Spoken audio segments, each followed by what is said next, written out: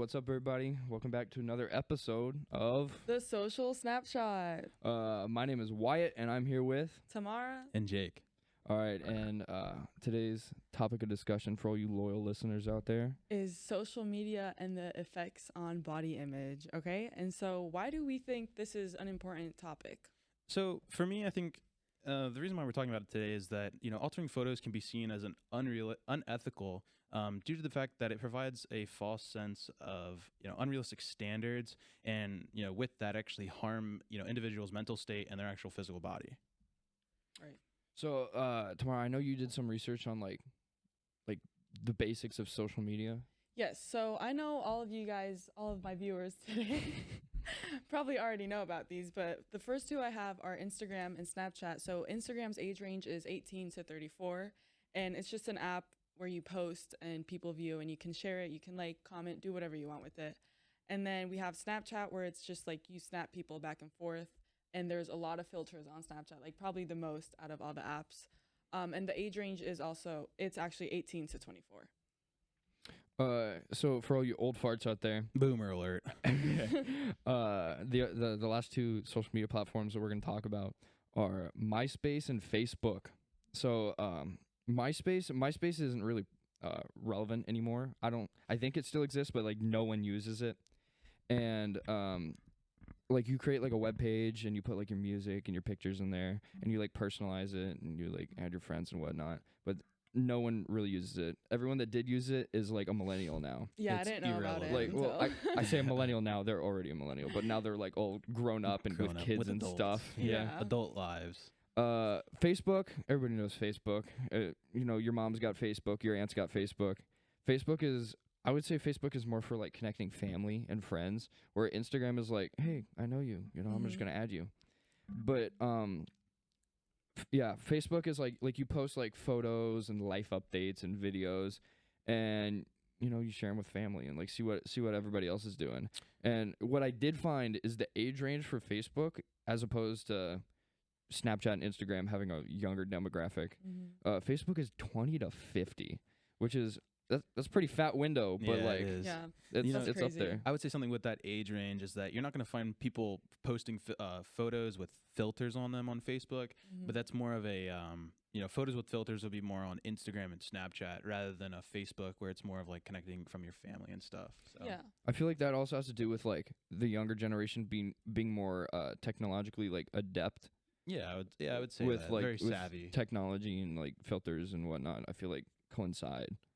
But so like in talking about filters and photos and posts and social media and everything else we're talking about today, I kind of narrowed it down to three different like perspectives the one would have when they see someone else's posts on social media. These three perspectives aren't like, they're not set in stone. They're not black and white, and it's more like a spectrum, and how you feel could differ. Like how you land on this perspective can differ from one day to the next, and it's it varies. But I'm gonna jump right into it. So the first perspective that I have is, let's just call it perspective A. This is where, like, I'm gonna put it from like first person. I see photos of other people online, and I actually strive to better myself in order to kind of achieve the look that they have. Whether or not their photos are altered or not altered. But I try to better myself based off of, how they look. So I think this would apply to like people that follow gym influencers like that. I know. Yeah, me and I know Tamara- you two do. Yeah. Yeah.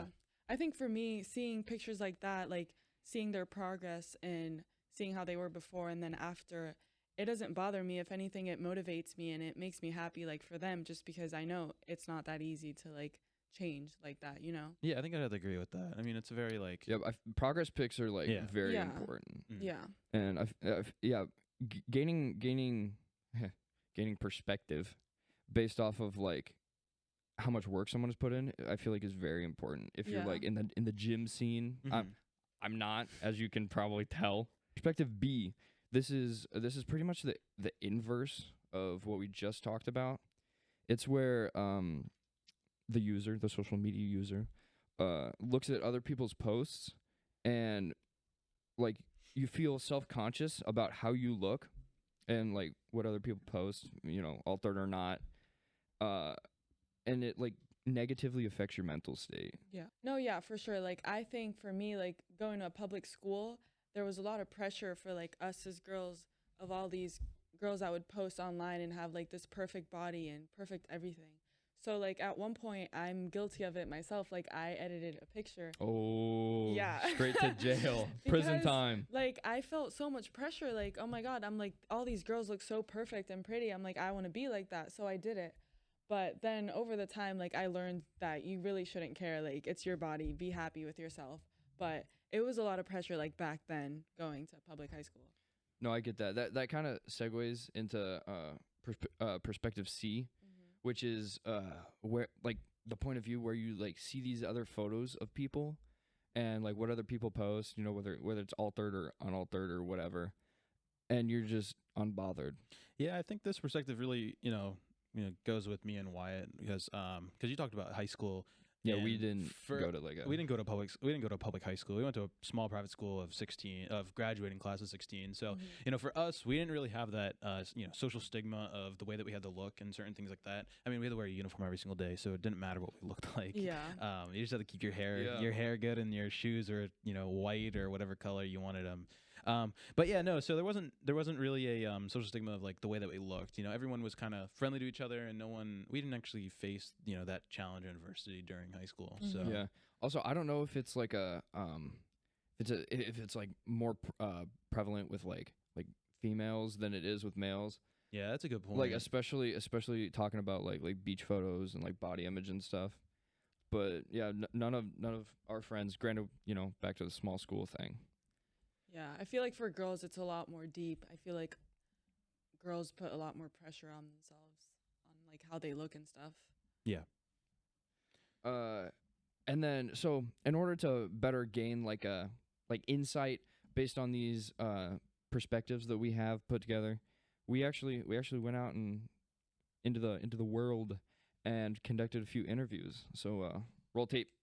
All right, I'm here with Aaron. Blake Wright. Victoria. Do you use social media? I use social media. Okay. Follow-up question.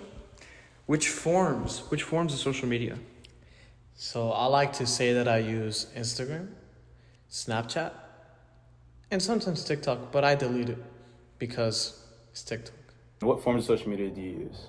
So I use Facebook and Instagram primarily, but I also use like LinkedIn. I don't know if that's considered a social media platform. Okay.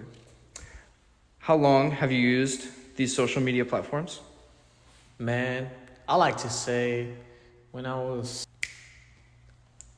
11. 11. You heard the man. Facebook in 2007. But I had MySpace before that. All right, now to get into the real nitty-gritty of these questions. Okay. Have you ever seen photos on social media that appear to be edited? Heck yeah, every photo that I've seen. Give examples of you've encountered. Okay, so I'll give you the craziest one. I am friends with this guy, and he wanted to post like pictures that we took for Instagram, and he edited him like in the picture, but then he posted a picture of me and then edited me. So he made my teeth whiter, and he like made me look skinnier and like changed my hair, and I was like, I don't know who that is. Catfishing. It literally was not me. While scrolling through social media, have you ever felt self-conscious of your body image due to another individual's posts? Actually, I used to when I was younger, but now I don't care. There's gonna be people like Cristiano Ronaldo that are 40 and with six-pack. And there's other people that are gonna be like Nick Avocado that are like 40 fat. So I decided that you're gonna be who you are. Now, at any point of your life of being on social media, have you ever felt jealousy or envy from the way that someone else looks or appears to be online?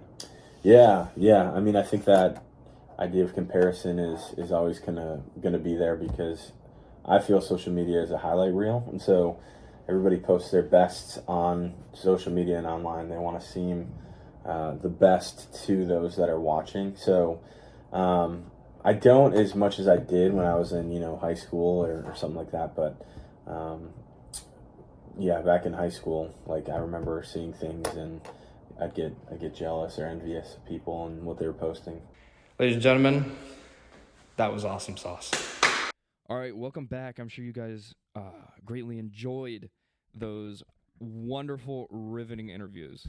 So, Jake, I know you want to talk about yours. Yeah, so with my interview with Blake, the guy that I interviewed, him being 30 years old, he talks about how, he's been through it all. He's, with social media, he's been there for a while. So for him, he felt that social media was more of like a highlight reel and something that, only showed the good in life and only the the ups in life. It never showed, the real life situations of, his baby or, him getting, I don't know, the bad days. Yeah, you're not gonna see him changing his baby's diapers diaper, at 1 a.m. Yeah, no, and it's all the good that's in life, and it's nothing that's ever bad. So I think that's a really good way of him putting it, is that it's a highlight reel for the good stuff. Yeah, no, I definitely feel that. I love that. Do you want to talk about yours? Yeah, so my interview, I interviewed this girl, Victoria. She's 20 years old, and she told me that she had a friend, and they took a picture together, and the friend edited him, but then also edited her. That is That's messed up. crazy. Yeah, that and is beyond the goal. Yeah, I asked her how it made her feel, and she said that it made her feel uncomfortable because Well, obviously yeah,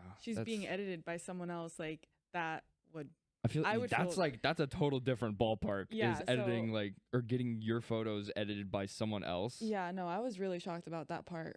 Talk about like that would make that, if I wasn't self-conscious Yeah, about really like self-conscious. that would make way me that someone else- self-conscious. Yeah, I'd The be way like, that someone oh, else okay. wants me to look. Yeah, for like, real. It was like, it's so messed this is what up. you want me to look like? Yeah. That's ugh, I hate that. So how was your talk with Aaron? Yeah, so I had a great little conversation with Aaron, and Aaron's 18. He went to the same, small Christian private school as we did.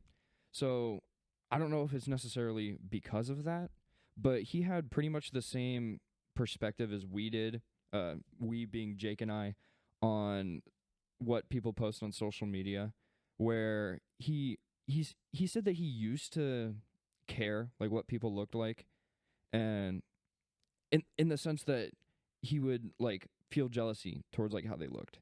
He mentioned he gave a great example. He talked about Cristiano Ronaldo being 40 years old with like a chiseled six pack, and then people like Nick Ocado, if for those that don't know, he's a YouTuber. He eats food, and he's fairly rotund. So That's a nice way of putting it. yeah, but he mentioned both of them being like complete polar opposites, but in the sense that like people just look like people. Like you look how you look, and they look how they look, and you will not look like that person, and you need to look, I don't know, be comfortable in your own skin, I guess. Yeah, I Yeah. think this really puts a a good transition into our philosophical perspectives in this. And so while I was researching, I found this concept. It's called the ideal eye concept. And so this concept is defined by a modern philosopher, not modern, I mean 1900s, but I mean, like that's more pretty modern, more compared modern to than like Nietzsche and yeah, Kant. Aristotle. Yeah. So in this concept is from Jacques Lacan. Sorry, my French is pretty bad here. French is pretty bad. So his ideal concept of the ideal eye is about someone who aspires to be someone they'll never become. And I like that a lot because social media is something that you'll never become the person that you follow. You That's know? big. So, and he puts it as it is the byproduct of recognizing yourself in the mirror, and this becomes a result of your self-awareness. So realizing who you are in the mirror is better for you, yeah, like you are you, Yeah. right? So while I was researching this, on the article that I found on this concept, it states that on social media we collect these unreal self-perfection and curate it to become someone else's reflection. So we impersonate, we flip ourselves, and we begin projecting people who we are not. And the cycle continuously goes. And I really like that because it's truly what social media is, and when it comes to body image and the way that people see each other. We constantly are wanting the best and the best and the best of us, but truly we can't get that on Yeah. social media. You know, it's not real. It's a false reality, you know? Yeah. And so I think this truly is his theory. Pretty much, to sum it up, it blurs social media blurs the lines between reality and so reality and fantasy, I'd say. So, and pretty much there's a constant battle of us trying to achieve our ideal self. And so I think this goes into the next theory, which is Nietzsche's theory. Obviously, in our last podcast, we talked about Nietzsche. If you don't remember, he's the guy with the predators and prey. Yeah, with the what was it? The lambs and the eagles. Yeah. Pretty interesting guy here that we're talking about. So Nietzsche believed that pretty much in the sense of jealousy and envy, that envy itself isn't a bad idea, but it's the way that we confront the envy and the way that we are feeling about it. So I think this is a very good way of defining social media and the way that we should act is, even though that you want to strive to be a better person, or not necessarily a better person, but feeling the better way and feeling a certain way that you want to look, you shouldn't be feeling a negative way from it. You should just turn it into a learning experience, or even something to strive to be better. So Yeah. I I like feel like that, that's a very yeah. good point of view of how it should be, but not how it is. Yeah, no, yeah, nowhere in how a it is. perfect world, right? Yeah. Like I like that because like that jealousy and envy, like the three perspectives that like I came up with is just it's just that. It's how you treat that internal envy and jealousy, because between perspective A and B, that's the only difference. Is it's like perspective A is where you take that envy and jealousy and then you decide to make yourself better Yeah. because of that. And then B is where you just crumble up into a ball, right? And there's rot. Yeah. And then C is where you just let it brush off. So yeah, I think this is a pretty good understanding of what we talked about today. So unfortunately, viewers, we don't have any more time here. So thank you for Yeah. listening today, and hope you have a good one. Awesome sauce. Boom.